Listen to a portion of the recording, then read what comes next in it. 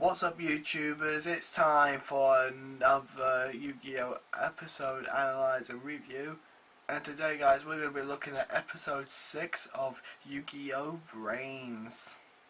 I better also warn you guys, I'm not feeling too well at the moment. I came down with a terrible cold and a terrible throat, so prepare for the worst. Anyway, guys, let's get on with the analyze and review. And today, guys, this episode is revolving around the Blue Angel, always in, as we should know, outside of VRAINS.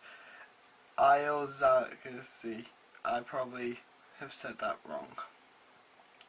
Anyway, guys, the main things that we've learned about this character is that the type of deck that she uses, which is called a Trick Stars deck, which could become an archetype further on down the line, because let's face it, we've only just started to introduce this character, and in the first slot of booster packs we're only going to get about 3 to 5 cards, so that's probably not enough to get a deck, but we'll see what happens. And we'll also get some actual facts about her, really, considering Yusaku did some research on Blue Angel along with his friend, which we still don't know the name of, and I haven't even been bothered to look it up. We know that Io is 16 years old, and she is close to the security manager. I told you guys, this is gonna being ill just makes my brain go out the window. He's called Akari Zaxxon. So we could know the main, one of the two main bad guys' name. We've got Revolver, and now we've got Akira Zaxxon. And believe it or not, guys, they're not actually related. They're siblings in law. Io is the sister-in-law to Akira. So I don't know what happened. We might learn this further on through the anime. Did their parents get married while they were young? Who knows, really. But I have a feeling it's sort of that sort of situation, because we haven't seen Io with her parents, so for all we know that something did happen to those two, and it's left with Akira looking after Owl. I have a feeling it's going to have that sort of set up, really, because as we're going along, we learn that Akira wants to really look after Owl, as he knows the true identity of Blue Angel, and how he's warning her about that speed dueling is dangerous. He doesn't want her to go into that sort of danger. It can result in death. Which you can definitely tell. He's a caring brother, really. At the very least, even though he's working hard, we can definitely tell that he's really looking out for her, and he doesn't want her to be in any sort of danger. He's a kind, caring brother. But because of it, we also see that she wants his approval, really. She wants him to not baby her in the sort of way we want. Well, no, not we. She basically wants him to basically trust her and recognize her strength, really. And to be fair, I can kind of see that from a similar point of view. I don't really have a big brother myself, really, but I've always had people who have been a big brother or sister influence on my life, and can see how she goes with that, really. She wants the approval of that sibling to really see her strength and to not get worried about or baby her, really, which is probably a relatable concept to a lot of people out there, really, and I'm pretty sure my brother's like that when I do something like that, but I try not to all the time. That's probably me doing a bit of a tall tale fib. But of course, guys, from her trying to do all that, we see her go after Player Maker, the biggest idol in all of Link VRAINS. And just like how we see Golden Izuku literally declaring a challenge to Player Maker, we see her basically getting all the cameras on her, basically yelling, "Player Maker, I'm over here, come and do me, bring it on." Well, you gotta admit, that's much more eye attracting than what Golden Izuku did, which was of course pretend to be the Knight of Howl. At least we know she's a woman of honour and does not resort to trickery. Although with her decks being called Trick Stars, we may as well get ready for a few tricks. But of course, as we see others, we see this shadowy figure appears and give her what I assume is something like a shadow card. Now, of course, guys, if you recall from the past animes, a shadow card can do real life damage, really, and some shadow cards have caused possession within some of the previous anime. From what we can tell at the moment, this shadow card does not does possession, but as I said while he looked at her AI, we see that that it does leave a bit of a Knight of Howl energy signature, which of course is dangerous itself. Releases the Knights of Howl at the moment we see as like the true main bad guys. There's no telling what that card could do at the moment. For all we know, it will do like actual damage, but I have a feeling it could also lead to some sort of possession, just because of the scene with her eyes when we saw the card go to her. And of course, we do see Player Maker starting to turn around and duel, really, but AI did do a little bit of trickery.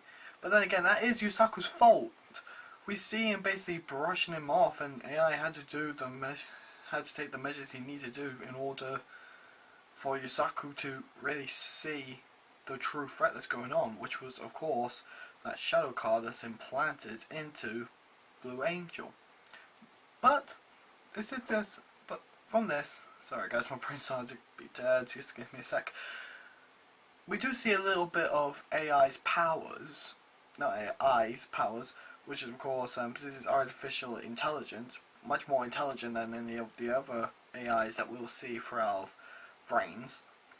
He does have the power to manipulate his voice into Yusaku's voice, as we saw when Yusaku was literally following Owl into the duel club, and we saw him take control of his duel disc to send a text message to Owl saying she wants to duel, which just shows that shows us Ai's power really, and it can show us how much more he'll be of an interactive character rather than just being a character trapped in a disc. But then again, we kind of already knew that from the second episode, where he already leaped out of the dual disc and ate the Knight of Howl.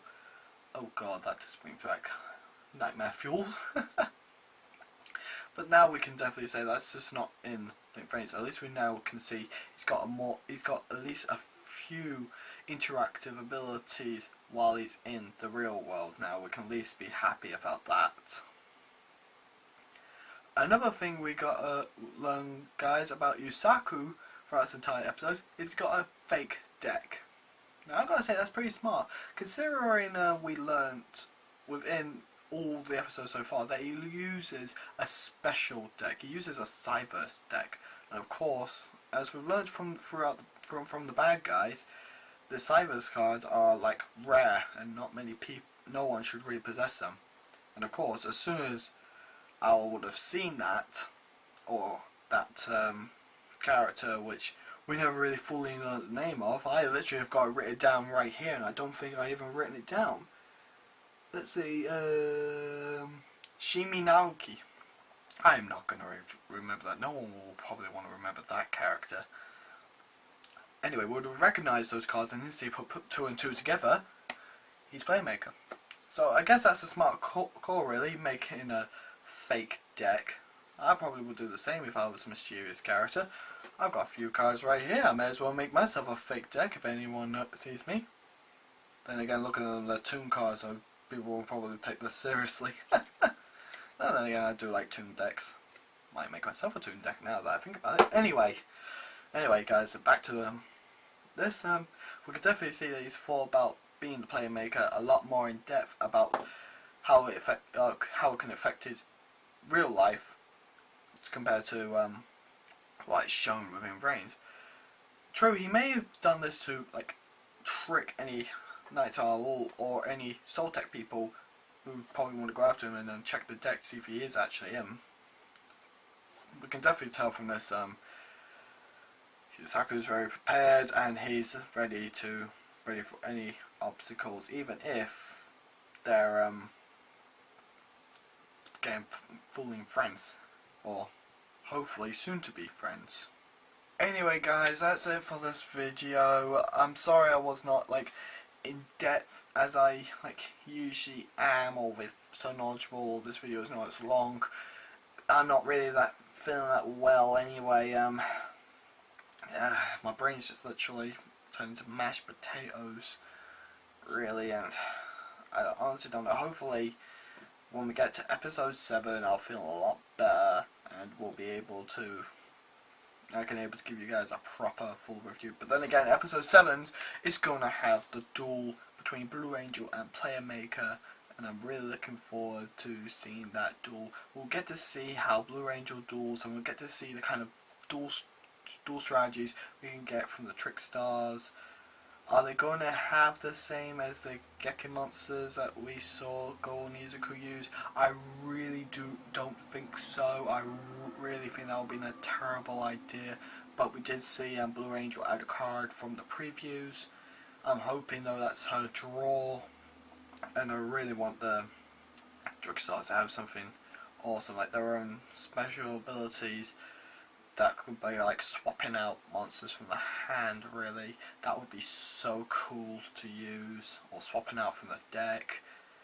That would be so awesome. That would be kind of like a cool deck to use actually. I really want to try that now. I really want to see if there's a deck like that. But yeah guys, as for episode 6, I give this one a 5 out of 5 cards again, just because of how we didn't really get a duel in this video really, but we learnt so much about Blue Angel slash Aoi. We got some information about Yusaku and how he prepares himself outside of VRAINS, keeping a low profile. We got to see a little bit of information about Ai and what he can do within the duel disc. We learnt a lot about what abilities Revolver has with that little shadow card, and hopefully within the next episode we see a little bit more in depth with that ability, or what they can do. Because of course, if the shadow card does bring about brainwashing or extra power, I can see a lot of things happening. For all we know, we might get an episode when Player Maker gets possessed by one of these cards. Yeah, I really don't see that happening. I might be protecting him or warning him that it might happen. Plus, we don't really see Player Maker interacting within VRAINS, so that scenario won't ever happen really. I really don't see it. It might happen to Go Nizuku, but again, we haven't really seen him interact much within Link VRAINS anyway. We only saw him in episode 1, 2, 3 and 4. Did we see him at 5? I think we did, yeah, 5. So yeah, I really don't know about that really. It only happened to Blue Angel because of course she was going to have to play a Maker. But for all we know, they might try it again. But probably won't anyway. Bad guys never try the same thing twice. But yeah guys, that's it for this video. I hope I made it somewhat enjoyable. I'm now gonna go rest my voice. I feel like it's fading and I'm literally feel like I'm gonna cough or sneeze or both at the same time. I'm gonna get myself some paracetamol now. I'm making myself sick. So until next time guys, this is me signing out. Bye bye.